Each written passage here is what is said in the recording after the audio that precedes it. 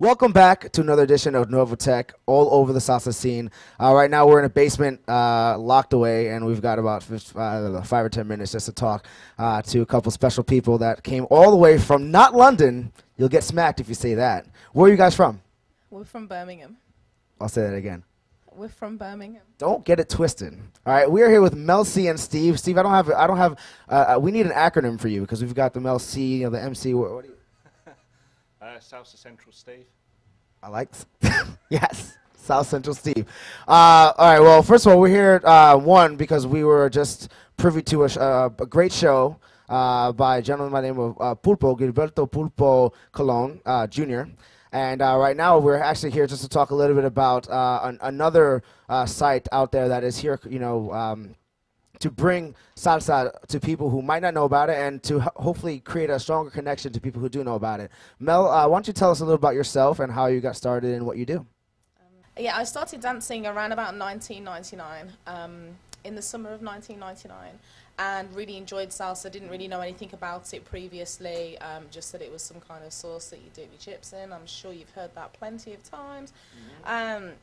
Got into the whole dancing, really liked it, then had the opportunity to move into teaching, then moved into performing and choreography, and about 18 months ago I decided that I would like to have more access about music because I also DJ. I'm one of the few female DJs in the UK. Representing for the females? And I wanted to have more access to the musicians and the artists and just to have more knowledge about the music, basically, and what was out there. And there was nothing, so I spoke to Steve. It's my boyfriend. Steve? Oh, boyfriend. Salsa-Central SC, Steve? Yeah, it's Mr. and Mrs. Salsa-Central. And I just basically said, is there something that we can do in terms of just getting information about artists and stuff?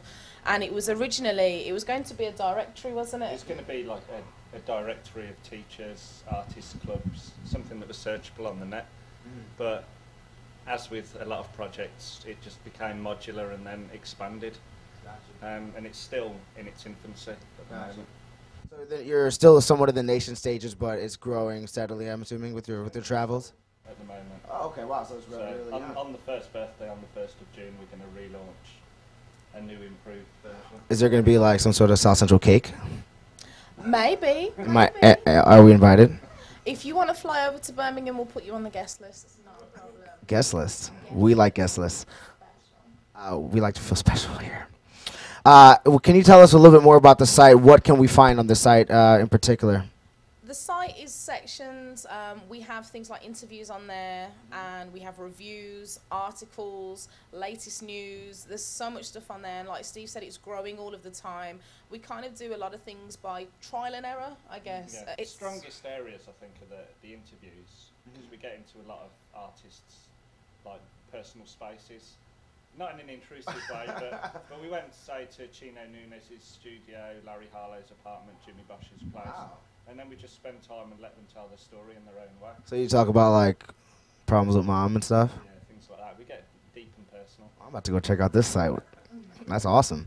What are your sort of favorite styles of music? I mean, as you probably know, there are different types of salsa. You know, there's the mambo, then there's the different types of dances that go with it. What sort of kind of tickles your fancy out there? Just to borrow a term that you guys say a lot, I'm assuming, right? Tickle your fancy? You guys will say that?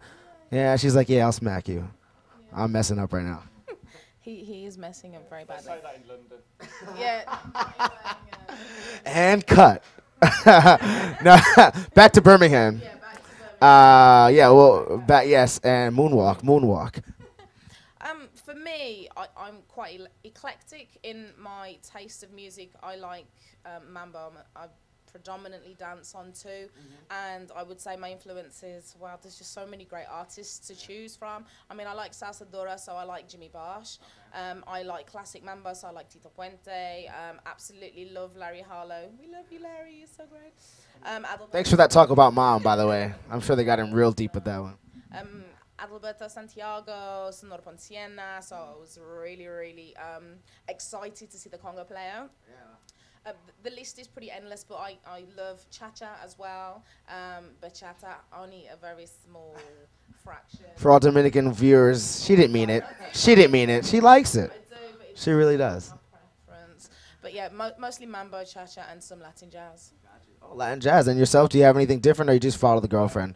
Just agree with her, because you know you'll be in trouble later. Yeah, I'm not trying to get you in trouble. I promise. All types of salsa, 'cause I DJ as well. Okay. Is there like a dueling DJ thing between you guys? Oh yeah, here we go. Now we're getting deep. Luke from El Barrio will tell you that we go in there whenever we're in New York to shop, and every time one of us picks a CD, the other one wants a copy. So they get to sell twice as much. Okay, so good. I was gonna say, do you guys burning music? Are you guys pirating? No, that's one thing that, on a serious note, we are very big on supporting the musicians, and we try to encourage people to buy music as much as we possibly can, because we don't really tolerate's maybe a strong word, but we don't endorse bootlegging. At the end of the day, the musicians work very, very hard. A lot of them don't get paid at all. Yep. So we feel that if we can push the music and educate the dancers as much as we possibly can, we sell music, we make money, they make money, everybody's happy. So that way, are you guys also pushing different types of music that they might not see, because you travel to New York, Boston, et cetera, et cetera. You guys are probably seeing music that, you know, a lot of the traditional, the regular dancers, so to speak, whatever that means, might not see on the everyday. We do. I mean, like I just mentioned, we sell CDs on the site, but Steve puts sound clips on there so people can actually go on and listen to the types of music. We also write CD reviews ourselves, but we also get reviews in from a lot of different DJs across the world. El Caibo, to mention just one.